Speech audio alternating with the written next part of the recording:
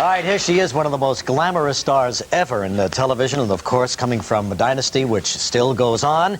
But now Joan Collins' attentions are on this new novel called Prime Time. Took her about 3 years to write, and it really is one of those steamy inside looks at the glamorous life of television. It really Here's Miss Joan Collins, everybody.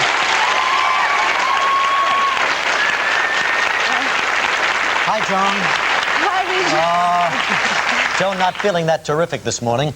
Been hard at work with the book tour? Oh, very, very hard at work, yes. And I've just got a sort of flu bug. Yeah. So I'm going to go back to London tonight and try and get into my bed because I'm going on a tour of Europe now with Prime Time. Oh, my gosh, yes, absolutely. You've got a lot going on, haven't you? You've got the clothes, the book, perfume. the perfume. Well, the perfume isn't coming out until next year, so that's sort of a little ahead of itself. And I also have a line of eyeglasses. But the thing I'm most excited about now is my first novel because... Oh, sure. Not your first book, your first novel, yes, right? Exactly. How many other books have you written? I've written 3 other books, only one of which has been published in America, which was my autobiography. Past Imperfect. Yes. Great title, wasn't it? Yeah. And I wrote also a beauty book in England, but I wrote that in 1980, and that was before any beauty books had come out. And so I was sort of one of the first people to write a beauty book.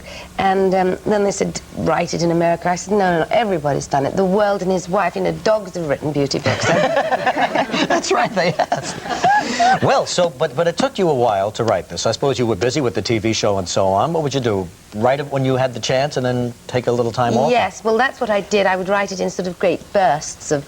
I started off by writing it on a skiing holiday, and so I wrote sort of 10,000 words. And then I got the deal to have it come out, but I said, well, forget it. You're not going to get it for 3.5, 4 years. They said, oh, no, you've written so much. I said, I can't touch it, I know, for 7 or 8 months. Because there was Dynasty, there was Sins, there was Monte Carlo, plus my family life, plus my children, plus a divorce. You were a little busy. I was busy, Oh, yes, you were. Very busy. Well, everybody's speculating on who these characters are. It's fun to speculate. Absolutely. Some people see a little bit of John Forsythe in one of the male characters. Somebody sees Liz Taylor. Oh. Love the way she says that. And they might also see Shirley Temple and Lana Turner and Ava Gardner and Hedy Lamarr and Charlton Heston. I don't know. And a little bit of Joan Collins, too. A lot of Joan Collins, unfortunately. That just happens, when you're writing a novel, and I had no intention to have one of the characters like me, but for some reason when you're writing a novel, it just kind of just comes there and comes onto the pen and goes onto the paper. Yeah. And it comes out so much more like yourself than you really expect it to be. I'll bet. But you basically are the heroine of this story. You're Chloe, right? Of course I am. Who else would she pick? Well, the whole concept of the book really is that these 5 major stars are ready to test for the greatest role of all time on television in a series called Saga. Yes. Sounds familiar. Yes. And Except I never had to test. Would you have tested if they'd asked? Oh, probably, yes. It is a wonderful, wonderful role in Dynasty, as it is a wonderful role in Saga. But that's the first third of the book, is of the 5 women who are testing and their tremendous infighting and their anger at each other and their driving ambition and reasons, the different reasons why the 5 women need to get this part. And then once they've got it, and they'll do anything for it. Well. And some of these love scenes, Joan. Oh dear. Approach dimensions that even I have never imagined. That doesn't surprise me. Well, I'm sorry. I mean, I just never got around to any of those things. The day is young. But you know what they say, that the author has to live the experience before he can or she can write about it. Well, I guess that's the answer. That's your answer, and that's the one you deserve. No, I do believe that there are certain things in there, obviously, that I have not lived. I mean, obviously there are some experiences, there's homosexual experiences and there's lesbian experiences, which I have not lived, and there's all kinds of strange things that have to be in there for various reasons. There's prison experiences, which I don't know about, that I did research on. But obviously I think that you have to have a little bit of romantic entanglements with your characters, because I find that interesting, and they found it interesting too. Boy, they sure did. Yeah, really something. We'd have to ask you what your sister thinks of this, because she's long been considered the writer in the family. I know. Well, she hasn't read it yet. She hasn't had time to read it. Is that what she said? That's what she said. Oh, please, Jackie, come on. You know you got it right now in front of you, Jackie. She just wrote me a letter yesterday saying that she's watching us out there Oh, and she's really? enjoying the show. Yes, she's very sweet. Good. She's So she really- hasn't read it yet, huh? No.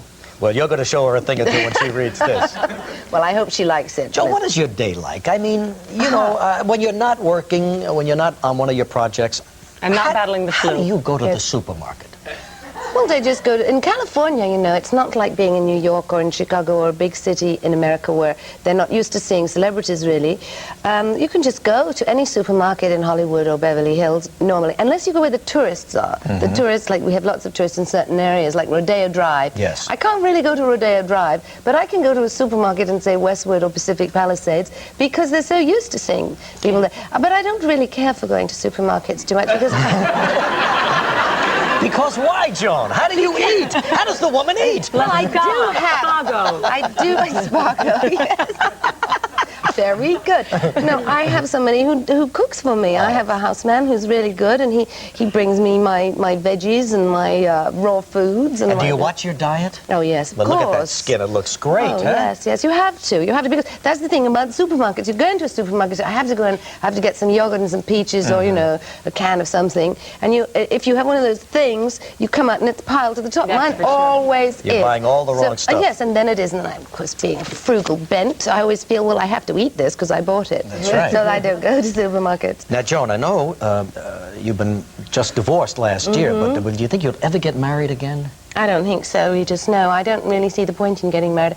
I think the point of getting married is really to have children, and I have been married, I've had children, I've been married 4 times. I obviously like being married, otherwise I wouldn't have done Sure. it 4 times. Yes. But I don't think that this particular moment in my life, that word makes me rear up like a sort of feisty horse. Love does strange things to That's a right, person. sure. You didn't think you would marry Peter Holman. You fell madly in love, and you did. And it could happen again. Well, it could happen again, but you don't have to get married. You really don't. You can... Right?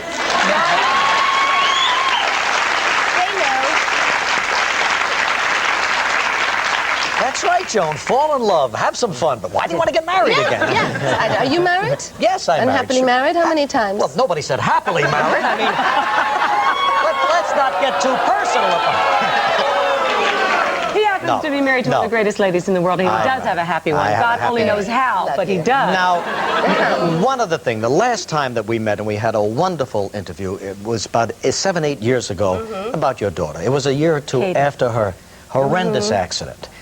She's all well now? Yes, she's wonderful. Oh, is she now? terrific. She's just 16, and she's going to school in England.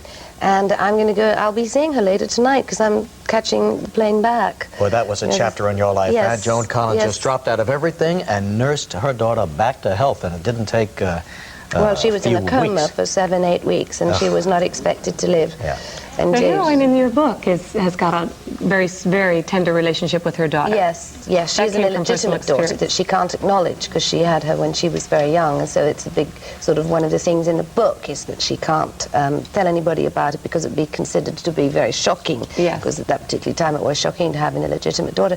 But Katie is, thank God, you know, she's a perfectly normal, wonderful, That's great. Great. difficult teenager. Of course. Which is perfectly Wouldn't be any normal. other way. Well, Joan, good luck. Thank you for coming. I know Thank you're not you. feeling Thank well you today. very much. Jackie Collins out there in Beverly Hills, read your sister's book. Come on. Prime time, everybody. Thanks, Joan, so much. We'll be right back. Henry Winkler coming up. We've got 2 young people underwent bone stretching. Marvelous story. Stay with us.